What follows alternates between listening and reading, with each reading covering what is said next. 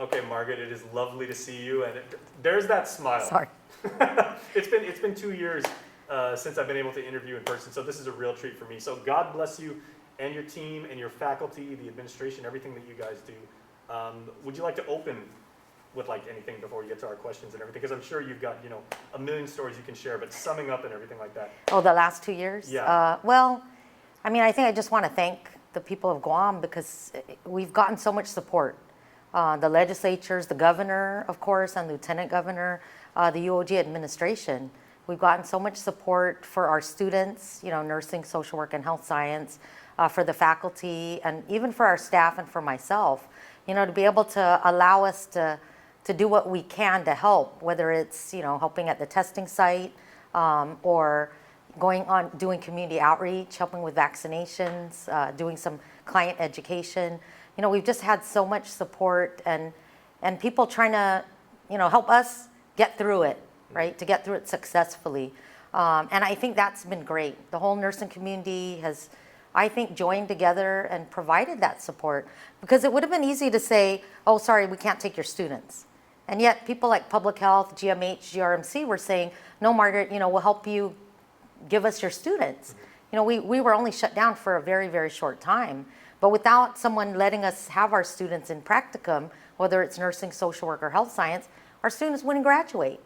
And, you know, we could not, our accreditation would not allow us to just convert all lab to online. I mean, there's no way you want a nurse that graduates that's never touched a patient, right? Or put in an intravenous. You know, so I just have to thank the people of Guam, because without the island support and the support of the nurses, especially the nurses, and, you know, God bless them because they're still working through this pandemic, but it would have been so easy to turn away and say, we don't have time for students. You know, we don't have time to teach. We don't have time for that. But instead, you know, we all mobilized and said, well, how could the students learn, or what could they do to help the community? And, you know, I'm just thankful that the students and the faculty and the staff had the courage to continue, right? Because we, you know, we did tell people at the time before vaccinations, remember, we didn't know how deadly, you know, and it still is deadly, but we didn't know the risk. And so we had to tell people, okay, I can't force you to come to school. I can't force you to go to clinical. I mean, the faculty was so difficult because, you know, you'd have to say, yeah, can you still take the students to the hospital? Can you still take the students, you know, to public health or to the vaccination sites, right? That's a big ask. So I really have to thank UOG and everybody that came out to support us and continues to support us, because without that, we're not going to graduate nurses, social workers, and health science professionals. Well, you're doing an absolute masterful job. And before we do get to the questions, I want to say, you know, you've dedicated your life to study the human system and like all the different functions and everything like that. In all of those years of study and practical application and research, did you ever know that your own tear ducts could produce that many tears? I know, really. Oh my gosh, no, I know. We always joke because, you know, the first year especially, whenever you interviewed me, I was crying, right? So I'm at the point where, yeah, and you know, our students, you know, we had to give them the space also, and the faculty, the space to vent and to support each other. You know, we have to act, I mean, you know, when we're with patients, of course, we have to act strong and, you know, we're not afraid. But in a pandemic, you know, I think we all need that safe space to be able to express our fears. And then, of course, you know, try to overcome them and do what we can to meet the needs of the people that we're here to serve. You're superheroes, but you're also human beings and everything. So that's a very wonderful point. And I think the UOG Charter Day and Charter Month theme of transforming lives, advancing communities resonates so well with your school. So how do you actually see the School of Health fitting into that core concept? Oh, yeah, that's a great question. And you're right, it's easy. Particularly in the last 2 years, and especially this year, we've been doing a lot of community outreach. And every time we take the students out, whether it's with public health, doing vaccinations or swabbing, or, you know, recently we've been doing some senior citizen outreach events, the students are always saying, you know, we didn't know, well, we taken them to some poverty-stricken communities, right?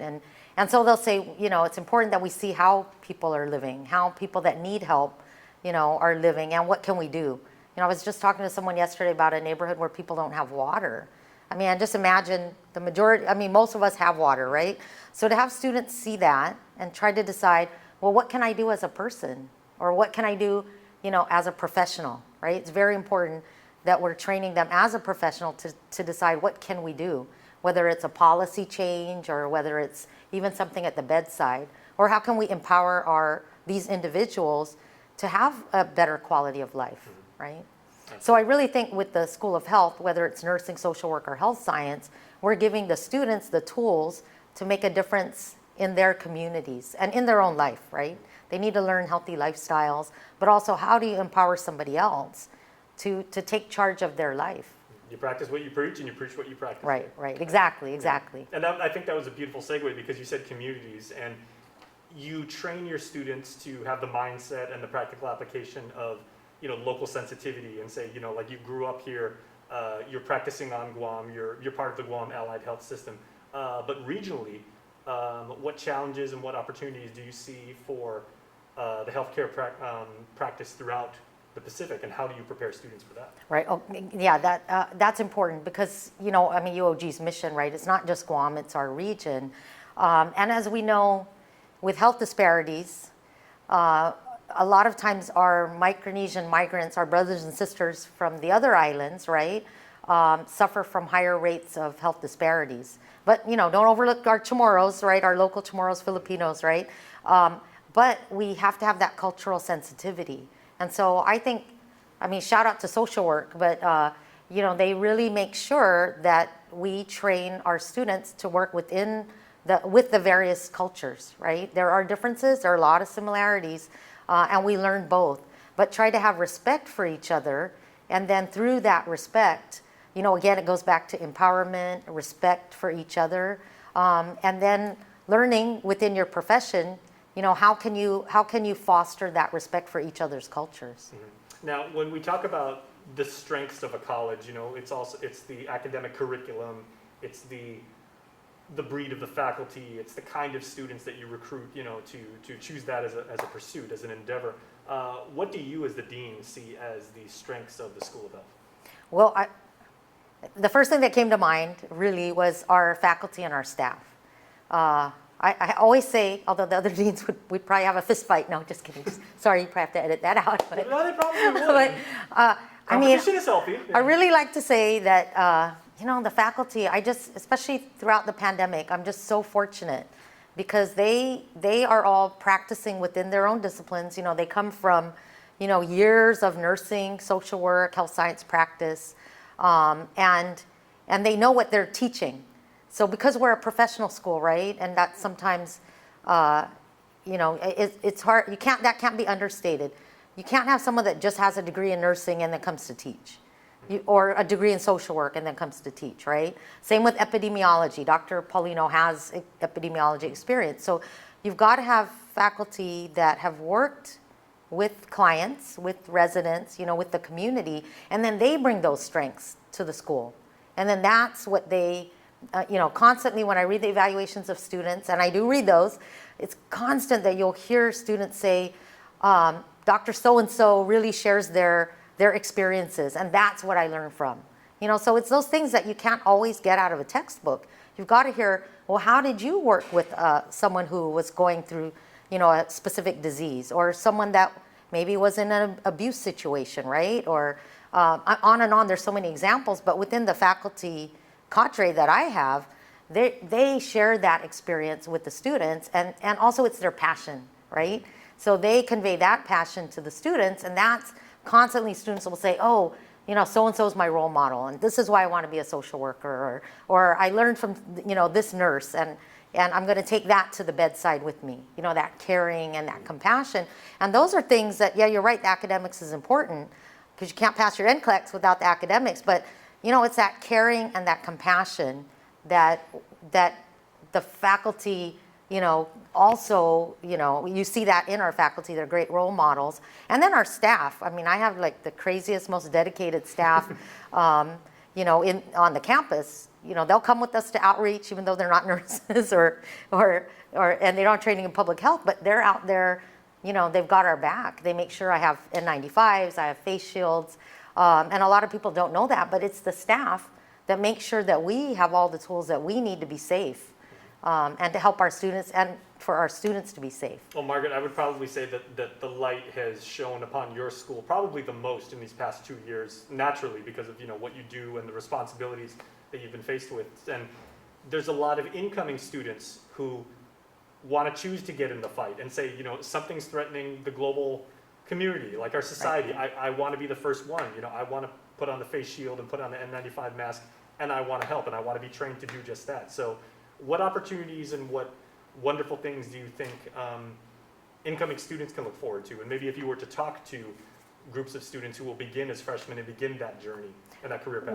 Well, the greatest thing is that, despite it being a pandemic, we were able to apply for funding to have a 2-story building, an annex built. So in the coming years, we'll have larger facilities. And COVID has shown us that our small labs, our small classrooms, just not adequate. We've always had the plan to increase our number of nursing graduates, right? But social work, we really have huge needs in social work capacity, as well as in public health and other exercise science and pre-physical therapy. So in all our majors, we see growth, right? But the great thing is that UOG is supporting us, and as well as the federal government through our funding, to build this new building and give us more facilities. So I think that's exciting, because without the facilities, we just can't, you can't physically put more students through labs without the facilities, right? And so I really think that's an exciting time for our students. And we've added things like caregiver training, nursing assistant, and we've got other pipeline types of programs that we're definitely going to implement over the next few years. So, I think more exciting times to come, except hopefully the pandemic will, fizzle out, hopefully, right? And people will continue to be safe. There's, unfortunately, the non-communicable disease crisis is still with us, diabetes and hypertension. So I think whatever we can do to strengthen that, work in the community, I think is also important, and we can't forget that, right? So I encourage anybody that has an interest in the, we call the helping professions, to really consider it and then do your best. But know that, it's anything but glamorous, right? There's a lot of fear, there's a lot of risk, and you have to deal with people that are suffering, in many ways, not just physically, but mentally and now financially, right? And we're going to see the economic effects of the pandemic for many years to come. So social work, is very important, as well as public health. So, not to glamorize in any way the health professions.